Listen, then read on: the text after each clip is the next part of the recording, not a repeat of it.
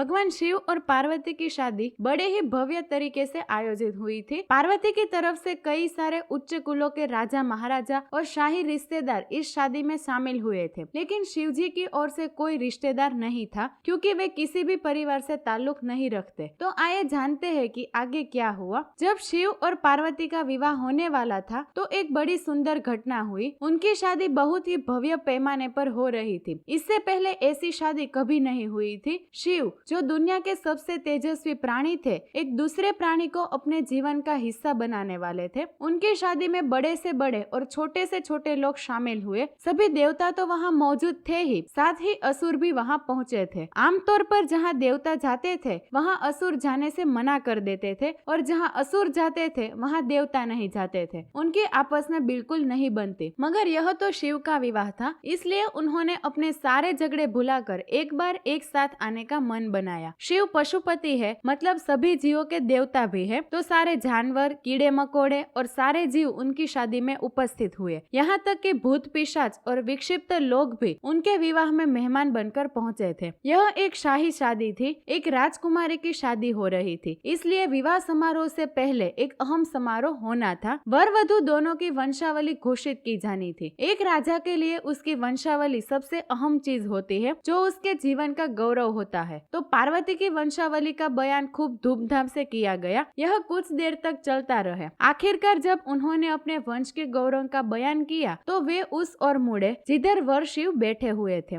सभी अतिथि इंतजार करने लगे कि वर की ओर से कोई उठकर शिव के वंश के गौरव के बारे में बोलेगा, मगर किसी ने एक शब्द भी नहीं कहा। वधू का परिवार ताज्जुब करने लगा। क्या उसके खानदान में कोई ऐसा नहीं है जो खड़े होकर उसके वंश की महानता के बारे में बता सके? मगर वाकई कोई नहीं था। वर के माता पिता, रिश्तेदार या परिवार से कोई वहाँ नहीं आया था, क्योंकि उसके परिवार में कोई था ही नहीं। वह सिर्फ अपने साथियों और गणों के साथ आया था, जो विकृत जीवों की तरह दिखते थे। वे इंसानी भाषा तक नहीं बोल पाते थे और अजीब सी बेसुरी आवाजें निकालते थे। वे सभी नशे में चूर और विचित्र अवस्थाओं में लगे रहे थे। फिर पार्वती के पिता दक्षराज ने शिव से अनुरोध किया, कृपया अपने वंश के बारे में कुछ बताएं। शिव कहीं शून्य में देखते हुए चुपचाप बैठे रहे। वह न तो दुल्हन की ओर देख रहे थे और न ही शादी को लेकर उनके मन में कोई उत्साह नजर आ रहा था। वह बस अपने गणों से धीरे हुए बैठे रहे और शून्य में घूरते रहे। वधू पक्ष के लोग बार बार उनसे यह सवाल पूछते रहे, क्योंकि कोई भी अपनी बेटी की शादी ऐसे आदमी से नहीं करना चाहेगा जिसके वंश का कोई अता पता ही ना हो। उन्हें जल्दी थी, क्योंकि शादी के लिए शुभ मुहूर्त तेजी से निकला जा रहा था। मगर शिव मौन रहे। समाज के लोग, कुलीन राजा महाराजा और पंडित बहुत द्रोणा से शिव की ओर देखने लगे और तुरंत फुसफुसाहट शुरू हो गई। इसका वंश क्या है? यह बोल क्यों नहीं रहा है? हो सकता है कि इसका परिवार किसी नीची जाति का हो और इसे अपने वंश के बारे में बताने में शर्म आ रही हो। फिर नारद मुनि, जो उस सभा में मौजूद थे, उन्होंने यह सब तमाशा देखकर अपनी वीणा उठाई और उसकी एक ही तार खींचते रहे। वह लगातार एक ही धुन बजाते रहे, टोइंग टोइंग टोइंग। इससे खींचकर पार्वती के पिता दक्षराज अपना आपा खो बैठे। यह क्या बकवास है? हम वर की वंशावली के बारे में सुनना चाहते हैं, मगर वह कुछ नहीं बोल रहा। क्या मैं अपनी बेटी की शादी ऐसे आदमी से कर दूं? और आप यह खिजाने वाला शोर क्यों कर रहे हैं? क्या यह कोई जवाब है? नारद ने जवाब दिया, वर के माता पिता नहीं है। राजा ने पूछा, क्या आप यह कहना चाहते हैं कि वह अपने माता पिता के बारे में नहीं जानता? नारद मुनि ने जवाब दिया, नहीं, इनके माता पिता ही नहीं है, इनकी कोई विरासत नहीं है, इनका कोई गोत्र नहीं है, इसके पास कुछ नहीं है, इनके पास अपने खुद के अलावा और कुछ नहीं है। पूरी सभा चकरा गई। दक्षराज ने कहा, हम ऐसे लोगों को जानते हैं जो अपने पिता या माता के बारे में नहीं जानते। ऐसी दुर्भाग्यपूर्ण स्थिति हो सकती है, मगर हर कोई किसी न किसी से जन्मा है। ऐसा कैसे हो सकता है कि किसी का कोई पिता या माँ ही ना हो? नारद ने जवाब दिया, क्योंकि यह स्वयंभू है, इन्होंने खुद की रचना की है। इनके न तो पिता है और न ही माता, इनका न ही कोई वंश है और न ही कोई परिवार। यह किसी परंपरा से ताल्लुक नहीं रखते और न ही इनके पास कोई राज्य है। और फिर इनके बाद उनका विवाह हो गया। तो दोस्तों, ये थी भगवान शिव और सती के मिलन की कथा। अगर आपको ये वीडियो पसंद आया हो तो कमेंट में जरूर बताना, और ऐसे ही मजेदार वीडियो देखने के लिए हमारे YouTube चैनल को सब्सक्राइब करें और Facebook पेज को फॉलो करें।